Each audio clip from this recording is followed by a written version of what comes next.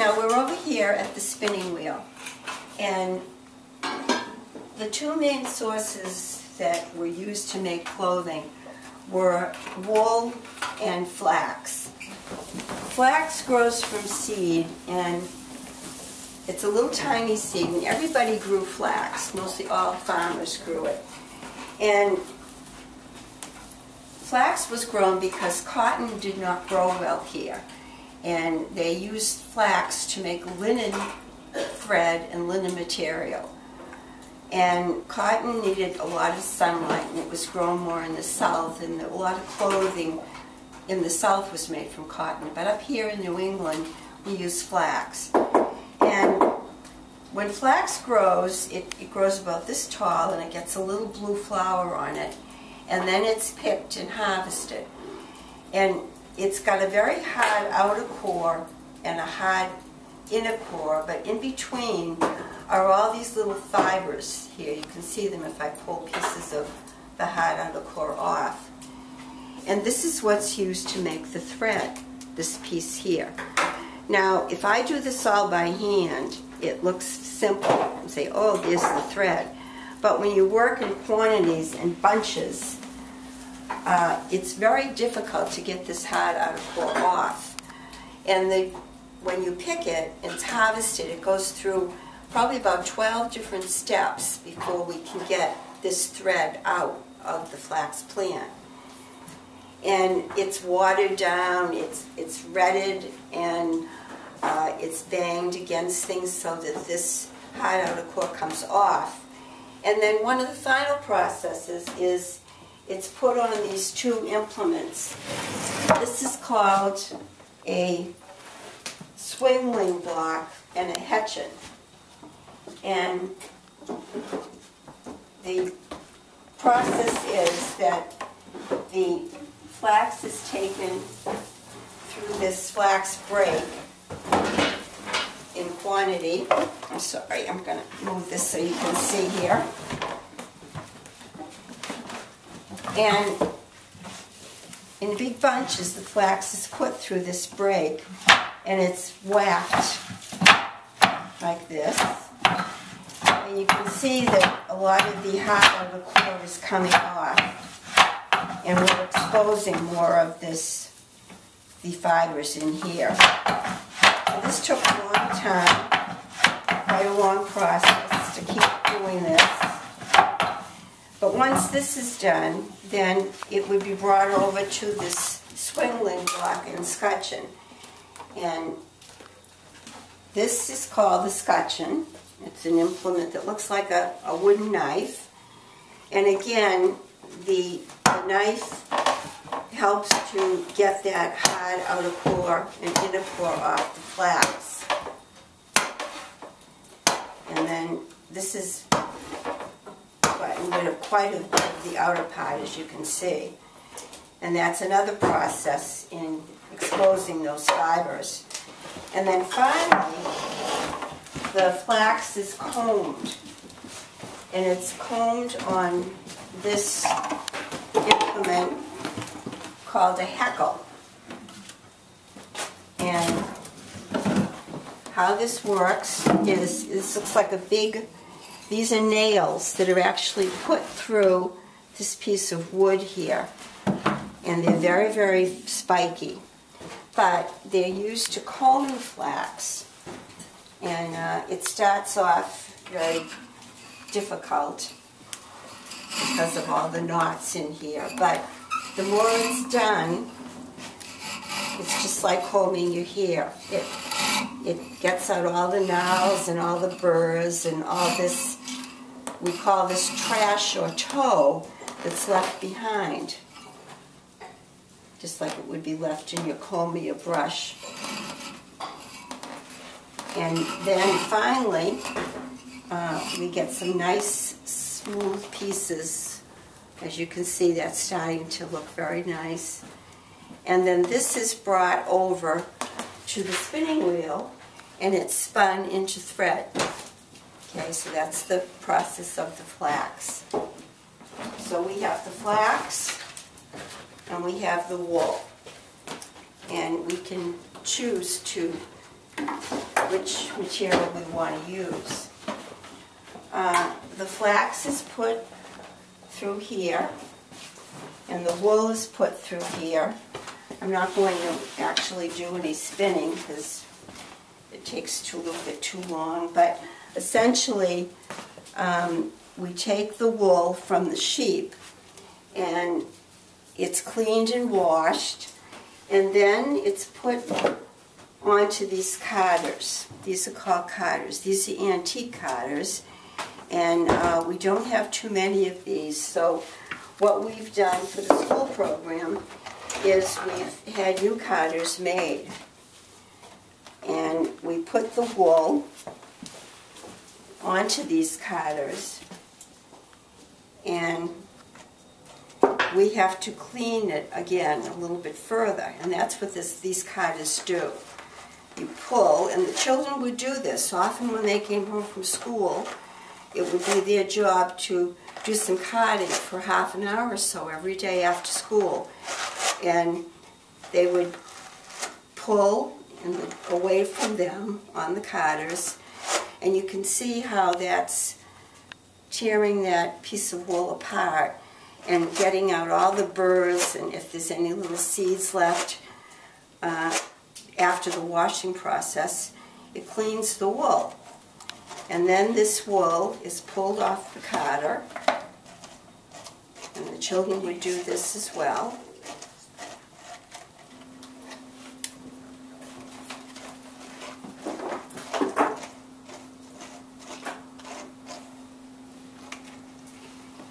And then it's rolled, similar to this.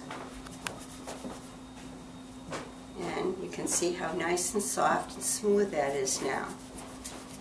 And then once it's on a roll, it gets put onto this thread that's already been made, and it's twisted, and then the spinning wheel spins, and it pulls, and it strengthens that thread, and as they pull the wheel, little pieces of wool are pulled up into the thread, making it thicker and firmer, and finally they get a type of thread that they want. Okay, and then after that's done, the thread can be dyed too. A lot of times they would have natural dyes, of course. Indigo was a plant that they used leaves that turned the dye blue, and you could put the wool in after it was spun, or the thread after it was spun, and you would dye something blue. This is red, very pretty red, and believe it or not, these are insects. They're dead, of course, but they found that these insects, if they were put in water after they died, they would create a red dye. And they would use, these little insects are from South America, and they create that red. These are walnuts from a walnut tree, and they would put those in water, and they would turn the water brown, and they could use that to dye. So there were different ways, and even some of the herbs that were up there, parsley, for example, could be put in water, and that would turn the water green. So there were many different things that they could do to dye their wool. And then it would be brought over here, whether you were using linen from the flax, or linen thread, or wool.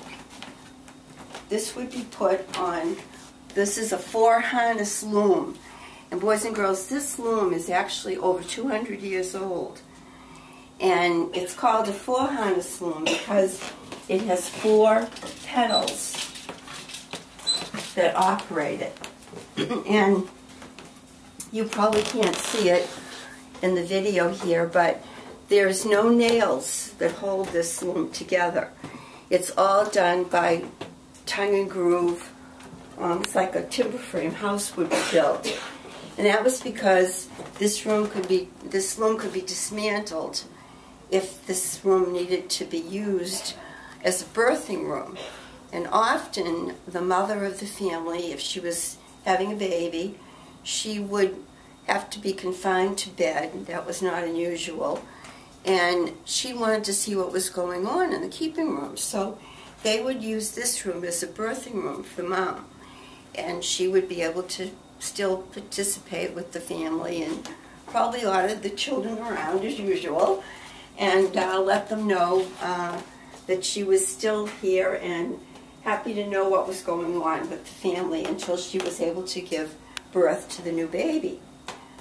But in the meantime, they could take this loom and use it elsewhere in the house because, as you can imagine, making their own clothing, this was another thing that had to be done every single day. And the children would actually do some of the weaving. They were taught, and as soon as they were old enough to be able to reach the petals, they could help. Weaving is kind of a fun process. It's done with that thread that we spun on the spinning wheel. It's brought in here and it's actually wound around this spool that's inserted in this shuttle. This is the spool. We take the thread and we wind it around, and then it goes into this shuttle.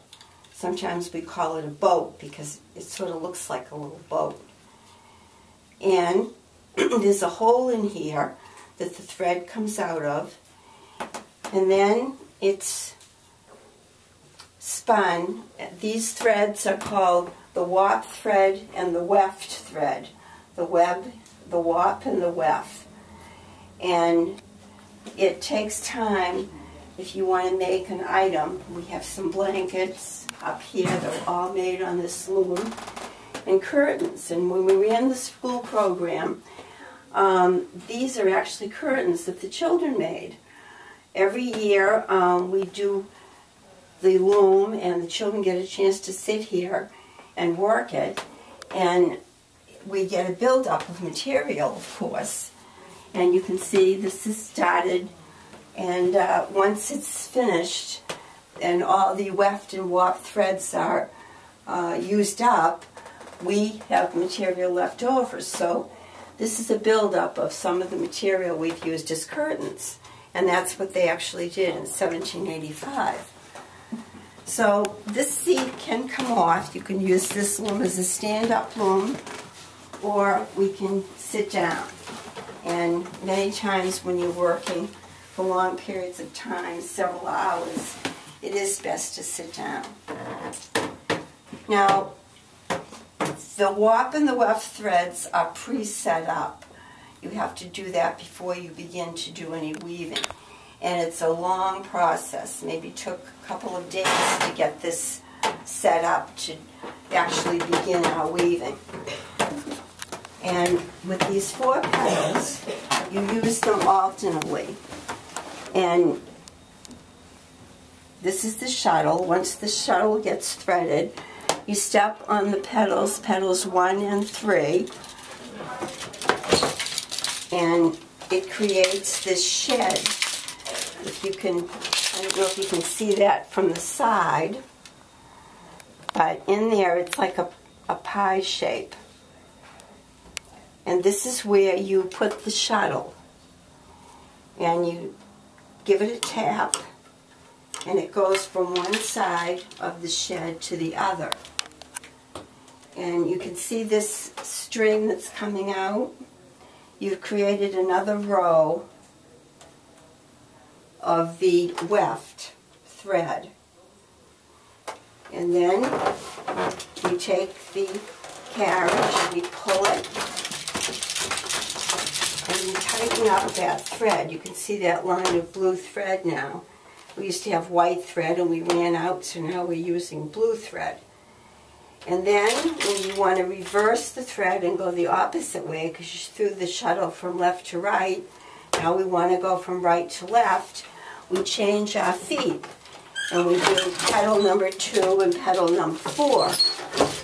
And that creates another shed so that we can change, and it catches the thread on this side of the material, and then we want to push that through again to the other side, pull it out, and we've got another row of thread. And again, we pull the carriage and tighten it, and we repeat the process again, over and over. Left with the first petal and then the third petal, and again we're going from left to right, and we just repeat it, and it's just a build-up, and that's the way it's done.